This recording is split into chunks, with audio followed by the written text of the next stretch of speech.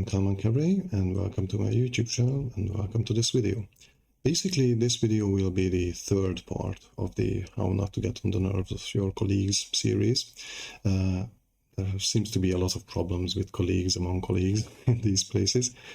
Primarily, this is for people who are starting out at larger companies, especially in workplaces where you will be enclosed with dozens and dozens or maybe hundreds of people in one room. Because these places are quite a big source of stress, and if we can mitigate that with minor adjustments, then why not? So the first subject in this video will be a bit weird, or might seem weird, but it can be really beneficial. Basically, the diversity of subjects, meaning do not latch onto one singular subject or theme. That one thing is what you constantly talk about. You can be a fan of things, you can like and love activities and stuff like TV series and movies and whatever. But if you constantly talk about just one thing, people will think you're weird, and they most likely will kind of try to avoid you. They might even think you suffer from some sort of monomania or things like that. So the best way to kind of find the frequency of the environment is to listen what subjects the others are bringing up and learn from them. Because let's say you might be a huge fan of, I don't know, tabletop strategy games, and you end up in a team where nobody heard about that, and suddenly you're surrounded by people who are opera fans or theater fans, and so that might need quite a lot of adjustment along the way. So if you find out what they talk about, what's the usual subject of their conversation, or subjects, because there will be multiple things, then you can actually read up on those, follow up on those things, or ask them for more information about it, like show interest in it. But do not try to be more educated in it, because if you try to sort of dominate the conversation with your side of the information, they will think you're pushy and kind of a try hard, and that will just strike back. They will avoid you because you will be unpleasant to have around. So just find the middle ground in this whole thing, and learn from them, and in return, when you show interest in their subjects, they must show interest in your subjects, and that's how it goes along. That's how we enrich our communication. Okay, regarding all this communication, just a bit of extra. Mostly this communication should happen in written form, in chat applications and all that. You can chat with people around you. That's not a big problem. Just don't be too loud, like annoying the others. But definitely do not start a conversation with someone at the other end of the room, like screaming over the head of other people. That's really annoying. And don't walk away, like far away from your desk, because you might have a central display of incoming calls. You might hear your phone ringing. But believe me, no matter how fast you can run, you cannot outrun an already ringing call, because it rings a few seconds, then gets lost or goes to the next person, and you will have a lost call. So be at your desk, be ready for work, and if possible, use written communication. And that can be really beneficial for this. Now, the next one is regarding food. Now, in these places where a lot of people are in one place, in general, I can recommend not to have your lunch at your desk, especially if it has a strong smell. It is quite inconsiderate towards your colleagues who could still not go out to have their lunch, or it can be actually quite upsetting for someone who in general dislikes the food that you eat. Like you bring in something really spicy or really greasy and all that with a strong smell, some people can actually feel sick or nauseous from that. So that's not the environment where you have to show off what kind of lunch you made for yourself. Kind of cookies, crackers, chocolate, and in general, non-scented snacks are fine if allowed by the company, because there are rules in these companies for these. But in general, avoid greasy, saucy, or sticky foods, because you actually have to work, and in some places you have to work with paper, and that's gonna, if you get tiny droplet of grease on a piece of paper, that will just expand slowly and destroy the whole document after a while. So if you're eating, and if you have to eat, you have to take a few bites or something while you're waiting calls or waiting for the next task. Take small bites. Make sure that you're taking such small bites that you can swallow it very quickly if a call is coming in. That was a small trick that we had to practice, because the users, the callers, won't wait for you to swallow your chunk of meat or something in your mouth. So just small bites, yeah, done, small bites, and that's it. That will make it much easier in general. Now, the next one should be obvious, is absolutely not obvious for a lot of people. Do not steal food. Never ever do that. It's not just about that it's annoying for the person who's looking for their lunch, but some of your colleagues, although you're in the same job, you're supposed to have the same salary, might not be that well off financially. And a stolen lunch could be quite a serious blow to them, because they might simply not have enough money to buy another lunch.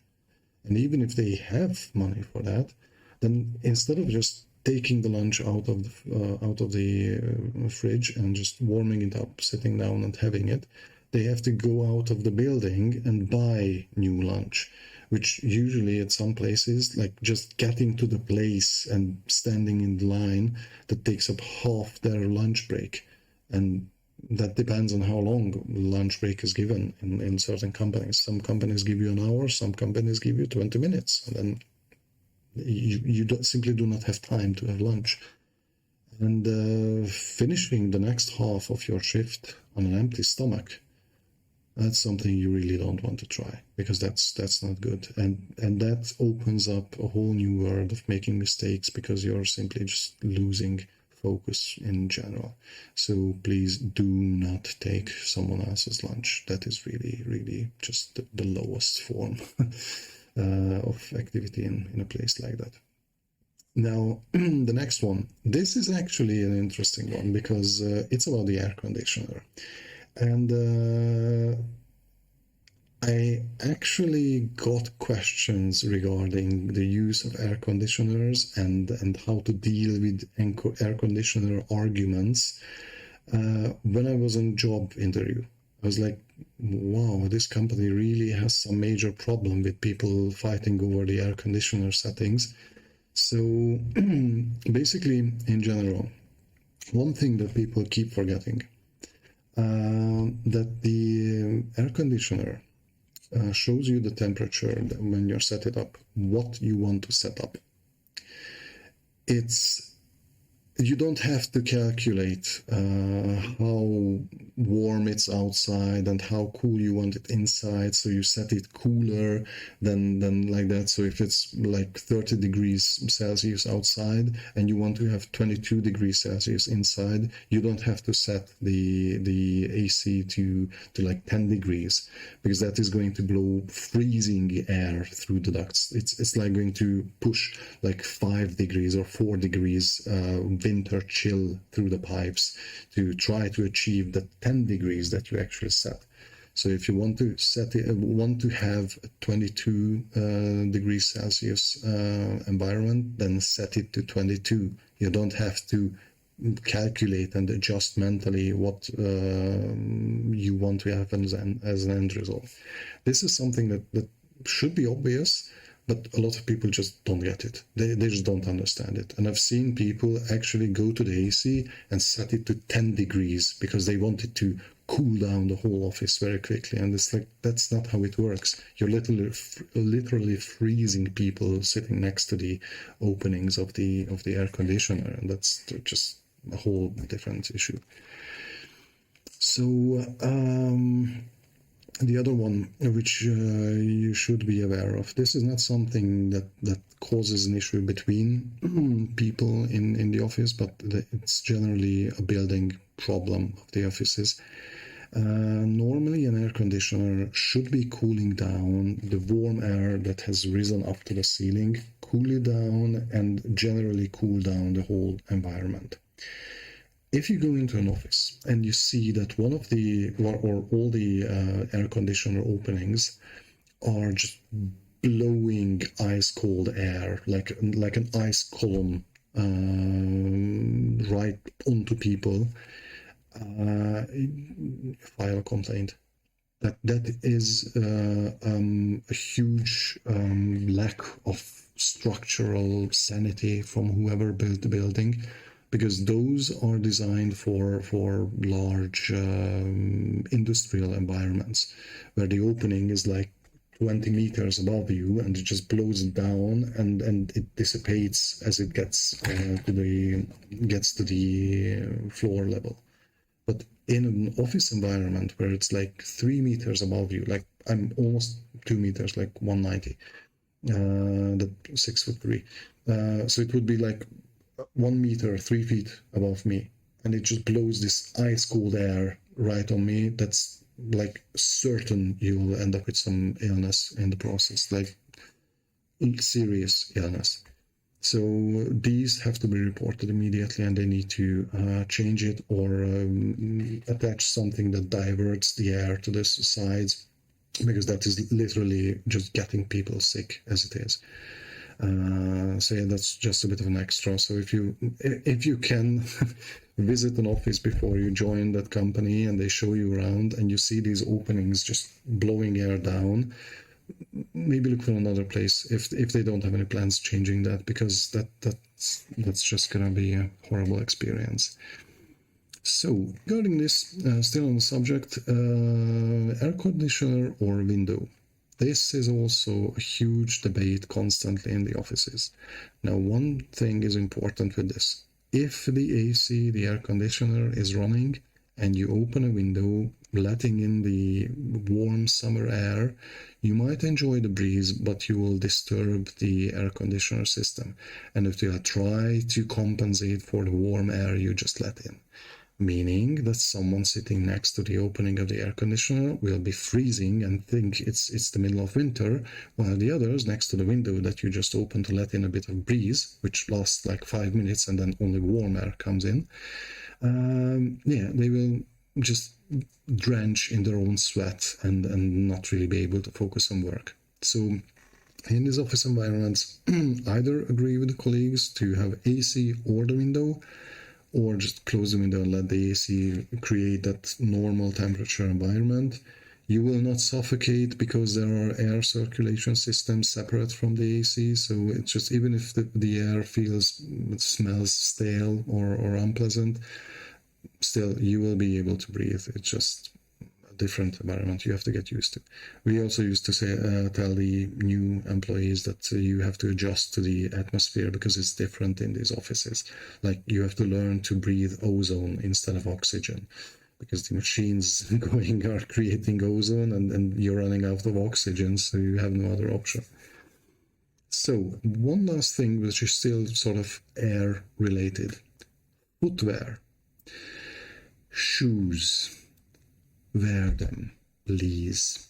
You might be inclined to remove your shoes during work and run around barefoot, but after a few hours, your feet will have quite a cheesy aura, to say. You might not smell it yourself, but others will simply register it as an alien presence.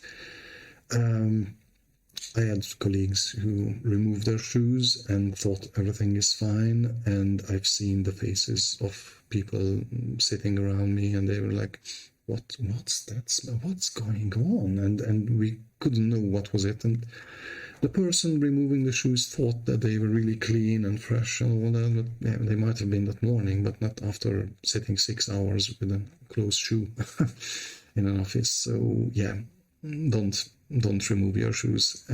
Also, you might think that the offices are cleaned regularly anyway, so it's a really fresh and clean environment. They really are not cleaned that regularly.